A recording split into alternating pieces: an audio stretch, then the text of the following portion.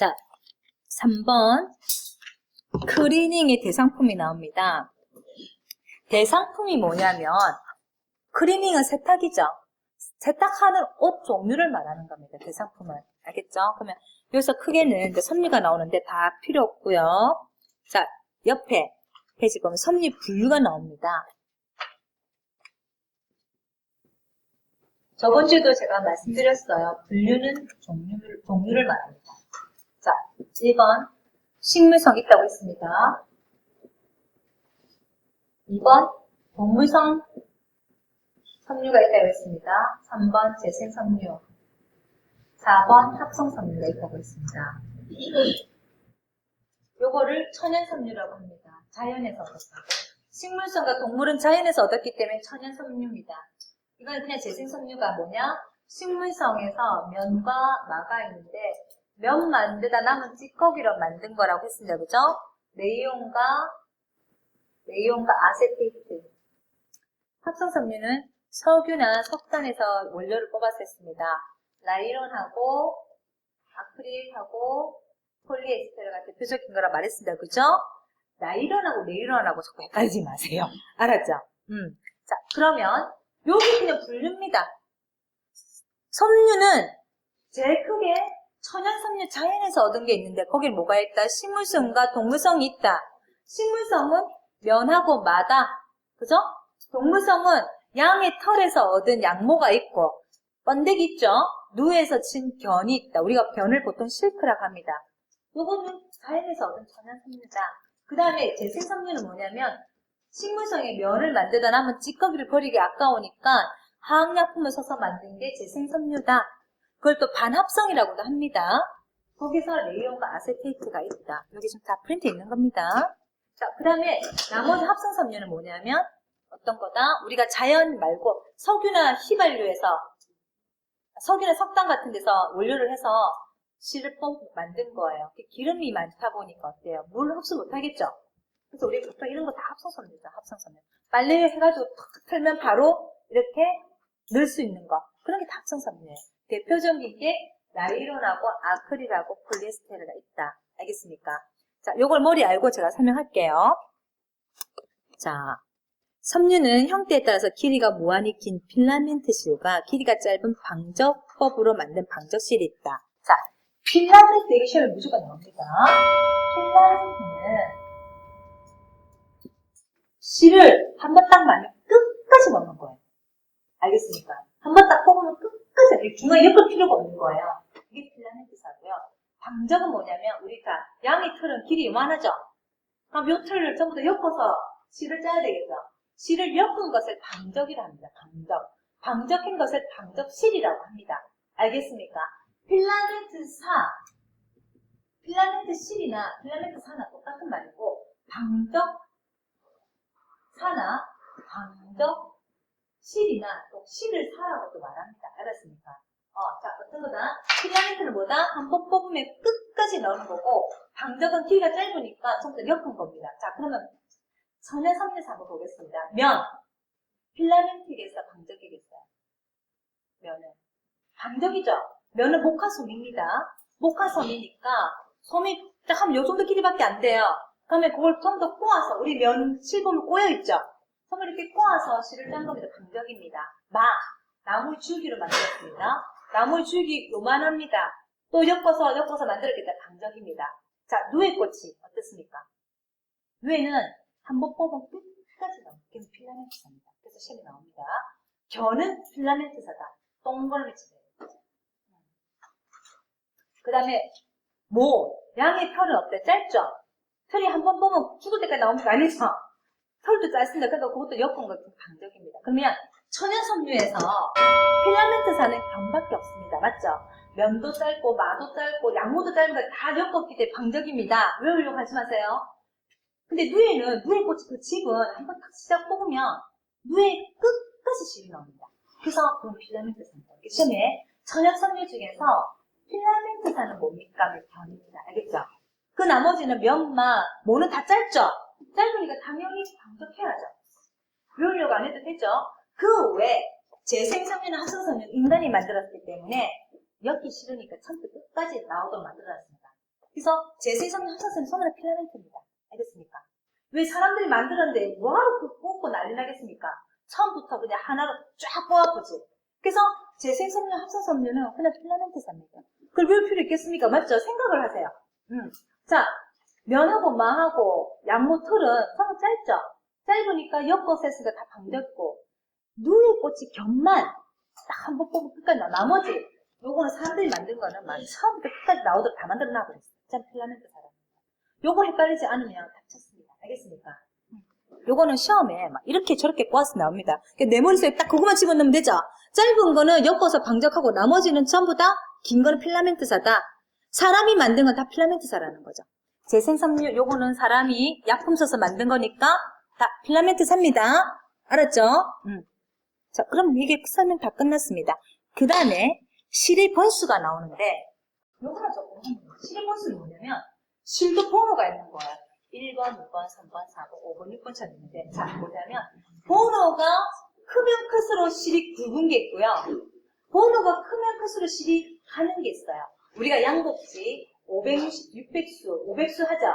그럼 수가 600수면 실이 굵기가 600만큼 가늘다는 거예요. 그럼 옷이 합니다. 비싼 옷이에요. 그러니까 그건 뭐냐면 실이 번호가 커질수록 실이 가는 거. 알겠습니까? 그래서 이름을 정해놨어요. 자, 실이 번수 중 항중식이 있고 항장식이 있습니다. 실이 번수에 두 가지 이름이 있는데 항장식, 이건 항중식이가 있어요. 근데 시험에 이게 헷갈려 죽겠어요. 그래서 우리는 누구만 외우냐면은 장식이만 외울 겁니다. 장식이만. 알았죠? 장식이만 외우면 나머지 다 중식이 얘기예요. 알겠습니까? 장식이는 항장식이 뭐냐면 숫자가 커지면 실도 굵어집니다. 알았죠? 장식이는 정상적인 애예요. 알겠습니까? 실이 굵어지면 숫자가 높을수록 실이 굵어진다. 알겠습니까? 항장식이 뭐다? 실이 1번이면 100번 있으면 1번에서 100번까지 실번호가 있으면 1번이 가장 가늘고 100번이 가장 굵단 말이에요. 알겠습니까? 그게 항장식이라고 이름을 지어준 거예요. 실에는 번호가 있어요. 번수라는 건 뭐냐면 실도 번호를 줬어요. 1번부터 1000번까지 뭐 2000번까지 번호를 줄 수 있는데 번호가 높을수록 실이 굵다는 거예요. 1번이 가장 가는 실이고 100번보다 더 굵은 건 200번이고 그죠? 200번보다 더 500번은 더 굵다는 거예요. 그거를 항장식이라고 말해줬다는 거죠. 알겠습니까? 시험에 나옵니다. 실의 번수는 번호죠. 번수란 말은 번호가 클수록 실이 굵어지는 걸 뭐다? 항장식이다. 알겠습니까? 무슨 지 알겠어요? 지금은 찾지 말고 본인 들으세요. 첫날은 눈이 되지도 않습니다. 그냥 들으세요. 알았죠? 이 말만 이해하시면 두 번, 세 번 들으면 다 알아. 첫날은 그냥 무조건 처음 오신 분 들었기만 해야 돼요. 이해를 해야지. 그 글을 볼 게 아니라 이해하고 나서 딱 글 보면은 눈이 탁탁 들어옵니다. 집에 가서 천천히 보면. 자, 실은 번호가 있겠습니다. 1번부터 쫙 몇 번까지 계속 만들 수 있습니다. 사람이. 중요한 건 뭐다? 번호가 커질수록 실이 굵어지는 게 우리는 항장식이라고 이름을 지은 거예요. 이게 그냥 답입니다. 알겠습니까? 근데 이게 답입니다. 실의 번호가 커질수록 실이 굵어지는 것은 뭐다? 항장식이다. 이게 답이다. 알겠어요? 근데 항장식을 이름으로 영어로 두 개를 지어놨어요. 데니어와 텍스법이라고. 알겠죠? 데니어, 텍스법. 이걸 다른 나라에서 독일에서 이렇게 지었는데 이거를 우리나라는 항장식이라 이름 지었고 외국에서는 독일에서는 데니어, 텍스법 이렇게 이름을 지어놨다는 거예요. 알겠습니까? 그래서 이름이 다른 나라 이름들이 있다라는 거 그것만 하면 됩니다. 시험에 항장식이라고 물어볼 수도 있고 데니어, 텍스법이라고 물어볼 수도 있어요. 그럼 이거는 실번호가 커지면 커질수록 실이 굵어지구나 이거만 알면 되는 거예요. 알겠습니까? 그 나머지 중식이가 나오고 이거는 반대라. 번호가 커지면 커질수록 실이 가늘어지는 거예요. 이거 외우지 말라고. 이것만 외우면 나머지는 중식이잖아요. 무슨 말인지 알겠습니까? 요거 시험에 무조건 나옵니다. 그럼 이거 끝났습니다. 넘어가겠습니다. 나머지는 그냥 밑에 막 숫자 나오고 그런 거는 공부 안 해도 됩니다. 보지도 마세요. 요거만 알면 됩니다. 그 다음에 섬유 분리해서 아까 내가 말했던 천연 섬유에서 식물성과 동물성이 나와 있죠. 요 많은 거를 인조자 식물성을 한번 보겠습니다. 내가 한번 읽어드릴게요. 아까 내가 얘기했던 거를. 식물성 섬유는 면과 말을 말하는데 식물성 섬유는 화학적 성분이 셀룰로스로 되어 있으므로 일명 셀룰로스 섬유랍니다. 자, 셀룰로스 딱 체크하세요. 자, 셀룰로스 이건 뭐냐, 식물성의 면마가 만들어질 때 셀룰로스라는 그런 방법으로 만들어졌다는 거예요. 외국에서. 그래서 그 식물성 원자를 만들어지는 방법이 셀룰로스라는 거죠. 그래서 이걸 그냥 식물성 섬유는 셀룰로스 섬유라고 그냥 이름을 불러요. 그래서 그냥 딴 거 필요 없이 셀룰로스는 식물성 섬유다. 이것만 머릿속에 집어넣으면 됩니다. 알겠습니까? 셀룰로스 섬유는 식물성 섬유다. 알겠습니다. 이것만 따고 다른 거 생각도 하지 마세요. 식물성 섬유는 섬유를 채취하는 식물 부위에 따라 세분된다는 것은 나눠지는데 식물이 종자에서 얻은 건 뭐냐? 목화솜은 종자입니다. 솜이 막 이렇게 날아다니면서 번식하죠, 그죠? 종자, 씨죠. 목화솜은 씨에서 얻은 겁니다. 그래서 섬유에서 얻은 것이 목화의 종자에서 얻은 면섬유, 케이폭식물의 종자에서 얻은 케이폭섬유 이렇게 있습니다. 그래서 면섬유는 씨앗에서 종자에서 얻은 거다. 식물이 줄기에서 벗겨서 섬유를 이용해서 마섬유 얻은 것은 뭐다? 아마, 대마, 저마, 항마가 있습니다. 식물의 줄기 종류도 여러 가지가 있으니까 그 종류에 따라서 이름을 붙였어요. 아마, 대마, 저마, 항마. 이거는 식물의 껍질입니다. 그래서 우리가 보통 모시 있죠. 여름에 입는 모시는 저마입니다. 저마. 동그라미 치세요. 저마는 우리가 보통 여름에 해 입는 모시 있죠. 모시 한복 같은 거 다 저마입니다. 그래서 우리가 옷을 해 입는데 가장 적당한 마는 저마입니다. 모시라고도 합니다. 요것만 알고 있으면 됩니다. 그 다음에 식물의 잎을 채취해서 만든 것이 마닐랄말, 사이자말인데, 자, 더운 지방은 어때? 식물 잎이 이따만하게 크죠? 더운 지방 가면, 그 잎을 이렇게 갈게 찢어서 엮어서 실을 만든 게 마닐랄말, 사이자말. 이름이 영어 말이죠? 그죠? 그러면 이거 우리나라는 그런 거 없잖아. 이 큰 거 없잖아. 그러니까, 이건 잎으로 한 건가 보다 생각하세요. 마닐자말, 사이자말은 나뭇잎을 잘라서 만든 원단 말 제품입니다. 알겠습니까? 그 다음에 식물의 과일에서 채취한 거 뭐냐? 야자 있죠? 야자라는 더운 지방 야자라는 연못 보면 물 마시고 나면 안에 보면 막 섬유질 같은 게 막 이런 게 있어서 그거 끓여서 막 엮어서 그 마섬유를 만든 걸 말하는 거예요. 그래서 마섬유는 종류가 딱 3가지 있어요. 나무 줄기로 만든 게 있어요. 그거는 아마, 대마, 저마, 항마고 나무 잎 있잖아요.